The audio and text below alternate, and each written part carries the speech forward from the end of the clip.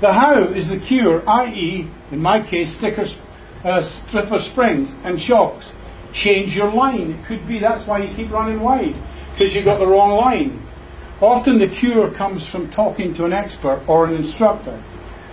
Here is a really important point. Not necessarily the same thing. Exactly. Be careful who you ask advice from. I'm really serious here. Yeah.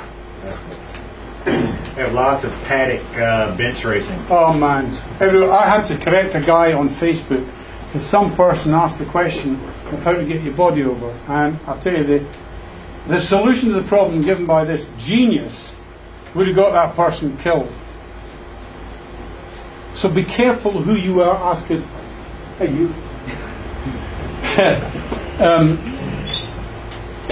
Be careful who you get advice from, because everyone's an expert, particularly an expert. You don't know me from Adam. I come up to you and say, "Here, I'm the first time to track you.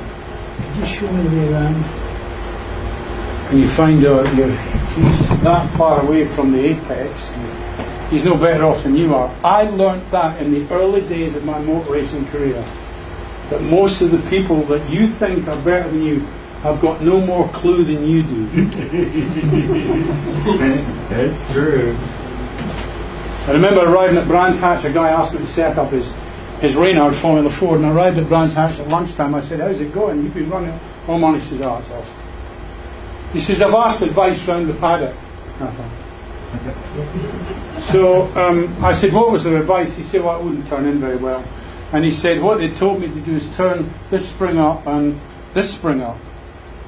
Opposite corner." I said, "Please tell me you never did that. The car's now balancing on two wheels." So I said, "The first thing we did, we need to set it up." So we put it in the flatbed, set it up. So I said, "Right, okay, what is the car doing?" And his answer to me was, "Oh, it's skittish." What the hell does that mean? You've got to be. Yeah, well, it was actually an Englishman I was talking to. He was obviously illiterate. But he could not give me accurate information as to what happened. So I went out in the car and skittish. I found out what he meant.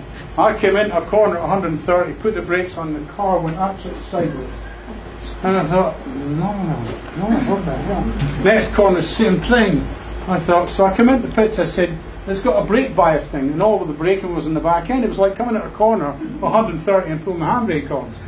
So I said, "How's it dialed?" He said, "It goes to clockwise to get to the front." So I dialed it up halfway to the front, no difference. So I put it all the way at the front, no difference.